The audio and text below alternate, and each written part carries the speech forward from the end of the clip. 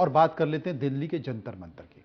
दिल्ली के जंतर मंतर पर इंसाफ के लिए महिला पहलवानों को धरना चौथे दिन भी जारी रहा। आज सभी पहलवानों ने वर्कआउट किया। अस्थायी अखाड़ा बनाकर सड़क पर ही पहलवानों ने ट्रेनिंग की। करीब 1 घंटे तक पसीना बहाने के बाद पहलवानों ने एक संकेत भी दिया, लेकिन इस दौरान सभी मीडियाकर्मी पहलवानों का सुबह का रूटीन भी देख रहे थे और सभी पहलवानों की नाराजगी इस बात को लेकर थी कि भारतीय कुश्ती संघ के अध्यक्ष बीजेपी सांसद ब्रजभूषण शरण सिंह पर जल्द से जल्द कार्रवाई क्यों नहीं हो रही। आपको याद होगा कि पहलवानों ने 18 जनवरी को धरना दिया था और उस समय धरने को राजनीतिक रूप नहीं दिया गया, क्योंकि पहलवान मानते हैं ब्रजभूषण सिंह के खिलाफ कार्रवाई अगर नहीं हो रही है तो उसके पीछे का अगर कोई कारण है तो सिर्फ और सिर्फ राजनीति है। राजनीतिक दबाव में ब्रजभूषण सिंह के खिलाफ कार्रवाई नहीं हो रही है, इसलिए पहलवानों ने अपने धरने को अब सभी राजनेता और राजनीतिक दलों के लिए खोल दिया है।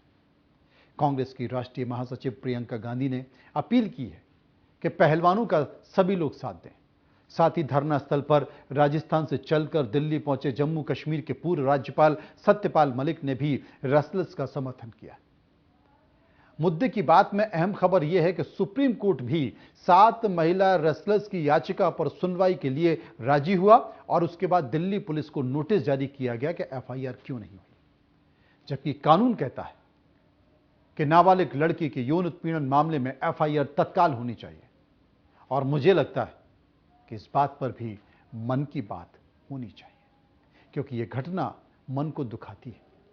ये वो कलाकार है जिन्होंने देश के लिए मेडल जीता, तो करोड़ों लोगों ने अपने हाथ उठाकर तालियों की गड़गड़ाहट से इसका स्वागत किया। अब कौन है जो इन पुलिस अधिकारियों के हाथों को रोक रहा है इन महिला पहलवानों को न्याय दिलाने के लिए? इसलिए मैं कहता हूं कि इस पर भी मन की बात होना चाहिए। लेकिन इन सब के बीच हमारे स्पोर्ट्स एडिटर मनोज जोशी ने मौके पर जाकर पहलवानों की सुध ली। किस तरीके से, सुनिए। जंतर मंतर पर पहलवानों के धरने का चौथा दिन है और अभी तक कोई हल नहीं निकला है, लेकिन आज पूरा मामला जो है कानूनी पेचीदगियों में उलझा रहा। सत्यव्रत कादियान मेरे साथ मौजूद हैं, जो अर्जुन पुरस्कार विजेता हैं और एशियन चैंपियनशिप हो, कॉमनवेल्थ गेम्स हो, जब भी इन्होंने भाग लिया, भाग लेने के बाद इनके गले में कोई ना कोई तमगा जरूर झूलता हुआ दिखाई दिया है। लेकिन अब तमगा अब कब अगला झूलेगा आपके गर्दन गले में, इसको लेकर कई तरह के सवाल खड़े होते हैं, क्योंकि कई तरह के कॉम्पिटिशन्स हैं, आने वाले कॉम्पिटिशन हैं और आपकी तैयारी भी बुरी तरह से प्रभावित हुई है। जी देखिए, ये बात तो सरकार को समझनी चाहिए ना।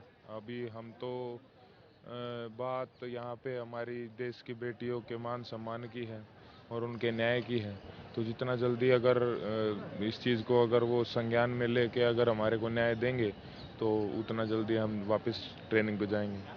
सॉलिसिटर जनरल ने जो आज अपने बयान दिया है, उन्होंने कहा है सुप्रीम कोर्ट को, उनकी जो बेंच है चंद्रचूड़ की, उनको ये बताया है कि अभी आरंभिक जांच के फैक्ट्स उनको चाहिए। आरंभिक जांच जब तक पूरी नहीं होगी तब तक वो एफआईआर करना बहुत मुश्किल होगा कई तरह के सवालों में, लेकिन अगर आप कहेंगे तो हम वो करने के लिए तैयार हैं। यानी एक तरह से उन्होंने गेंद जो है चंद्रचूड़ के पास डाल दी है। हालांकि ये बातें थोड़ी सी ऊपर के स्तर की हैं, लेकिन इससे कितनी निराशा होती है इस तरह की बातों से आपको?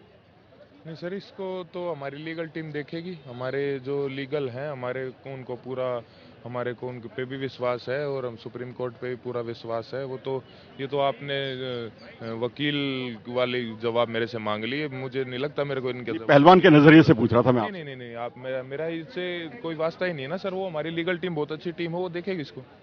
जो ओवरसाइट कमेटी है उसमें भी अक्सर कुछ एक बदलाव, कुछ एक बयानबाजी जो है अलग अलग तरह की दिखाई दे रही है। एक दिन पहले तक पता चलता है कि ये उसका एक सदस्य कहता है कि उसके साथ बदतमीजी हुई, उसके साथ उसको सिग्नेचर जो है कर दिए, मजबूरी में किए, और उसको रिपोर्ट को लेकर उसको पढ़ने नहीं दिया गया। अगले दिन जोगेश्वर दत्त का बयान आता है कि नहीं, ऐसा कुछ नहीं हुआ, किसी के साथ कोई बदतमीजी नहीं हुई। तो आपको लगता है ये जो ओवरसाइट कमेटी है, इसके जो सदस्य हैं, उनके बीच जो आपसी ये रस्साकशी चल रही है, उससे भी कुश्ती प्रभावित हो रही है? उससे कुश्ती नहीं सर, उससे सरकार की जो नीयत है और उसकी कमेटी की क्रेडिबिलिटी क्या है। और मेरे को तो ये सुनने में आया कि दिल्ली पुलिस उस कमेटी की रिपोर्ट मांग रही है, उसके हिसाब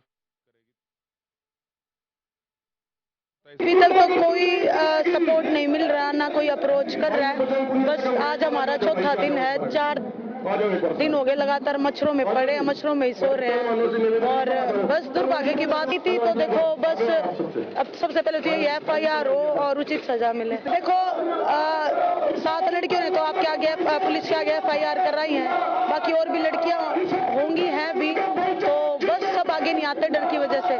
देखिए, सुप्रीम कोर्ट ने अपने संज्ञान में लिया और हमें पूरी उम्मीद है कि वो हमारे साथ न्याय करेंगे। और जब जो हमारे लीगल टीम है उनका जो निर्देश होगा उसी तरीके से हम आगे बढ़ते रहेंगे। जब हमारे साथ हमें न्याय मिल जाएगा तो हम आराम से उठ के चले जाएंगे। अगर हम दोषी है तो हम सजा भुगतने के लिए भी तैयार हैं। वो सोर्सेज पता नहीं हमारे पास क्यों नहीं है। वो बोल रहा है कि मैं साफ छवि का आदमी हूँ, लेकिन वो जो हमारी विक्टिम उनको दबाया जा रहा है, धमकाया जा रहा है, पैसे की वो लालच दिया जा रहा है। ये कौन से शरीफ लोगों के काम है? मुझे तो नहीं लगता ऐसे शरीफ लोग तो हम हैं, यहाँ बैठे हैं, सुबह ट्रेनिंग कर रहे हैं, पूरा दिन यहाँ बैठे रहते हैं। हम तो किसी को मनाने के लिए नहीं जा रहे। पहलवानों का भविष्य वाकई चिंता पैदा करता है, लेकिन फैसला सरकार को लेना है।